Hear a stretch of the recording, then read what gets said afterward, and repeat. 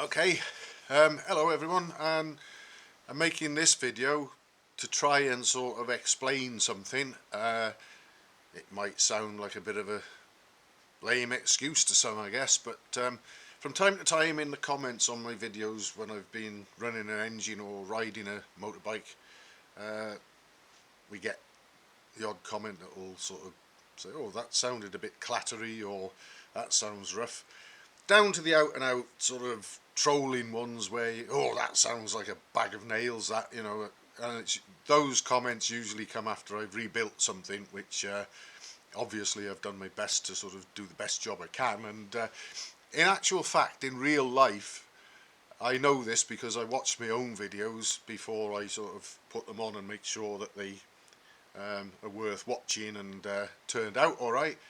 And in a lot of cases, I think to myself, I rebuilt that engine. It actually sounds a lot better than that in real life. Oh well, this is how it's come out on the video, and it's down to largely the microphone on the camera, which is very, very sensitive to certain types of noise.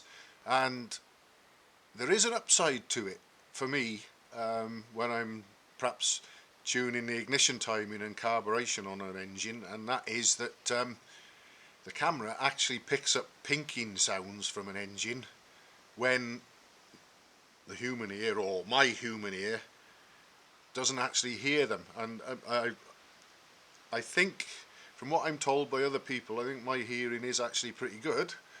But obviously, you can have an engine running and say in a motorbike and be riding it uphill and give it a bit of a handful, and there's audible pinking if things aren't right, and it's easy to hear it. But I found that with this camera, you can actually hear, or the camera can hear, pinking that is invisible to me. So I can really use that to my advantage to tune it out if I need to. So that's an upside of it. But like I say, one of the downsides is this sort of hypersensitivity my camera microphone's got to noises, and sometimes I've got to admit that when I'm running an engine or riding a bike, sometimes I think, oh, shall I even publish this video? That doesn't really sound great. And I know that things sound better than they do in the videos in real life, but sometimes it sort of seems a little bit sort of fake or false if I then reply to a comment that sounds a bit clattery, and I say, oh well, not in real life, it's the camera mic or whatever. Anyway, I'm going to try and demonstrate what I mean about the camera mic first of all. I've got this packet of crisps here, salt and vinegar. I don't even like salt and vinegar, but let's just rustle that a bit.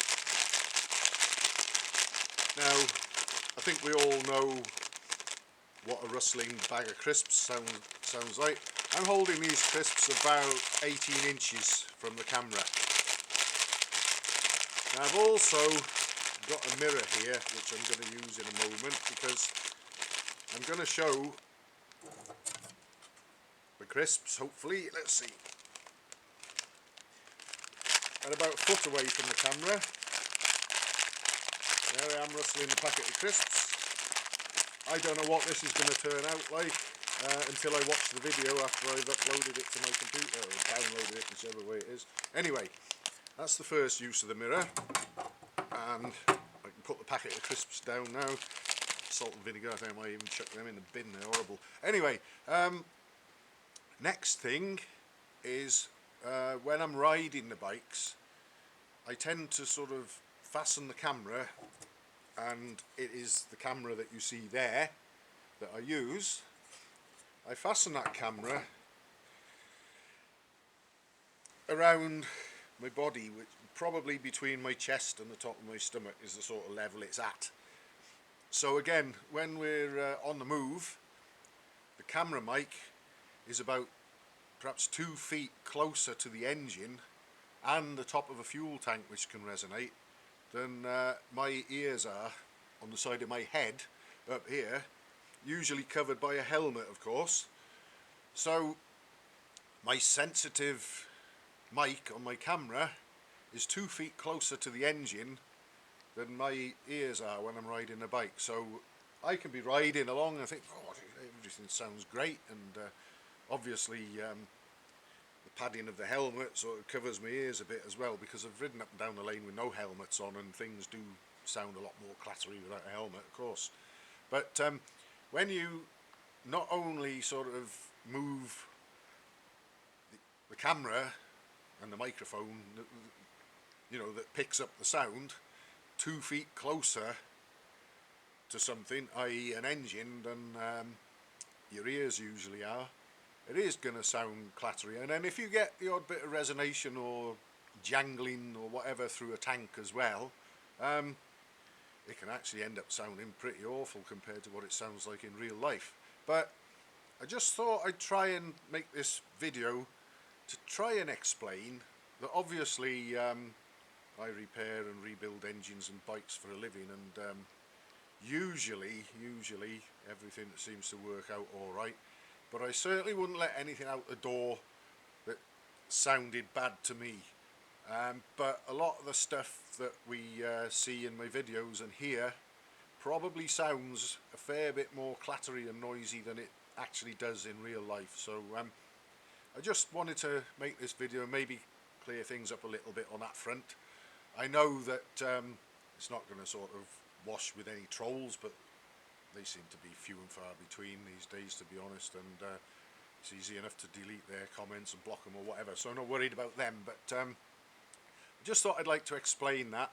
And the BSA A65 I've been working on lately, incidentally, hopefully we can see some of it there behind us. When I've been running it in the videos, I've only recently got it running. I've had it running with the primary chain case cover off, and because I needed to strobe it but didn't have an alternator for it, I fitted the primary chain case cover with a couple of screws so I could use the pointer and reference marks to strobe the ignition timing. But there is no oil in that primary chain case either, so when the alternator's fitted and I can fit the primary cover properly and put oil in there, that's probably going to quieten down the primary drive, and you know, the whole alternator and clutch and everything will be running in oil and will certainly be quieter than they have been in a couple of videos I've made so far of this machine running. So there we are. I just thought I'd clear that up for anyone that might be interested. So they're always going to sound a little bit rough in my videos compared to what they do in real life, but I can assure anyone that needs to know that things do actually sound a hell of a lot better in real life than they do in my videos. So thanks for watching. I hope that might clear it up for a few people.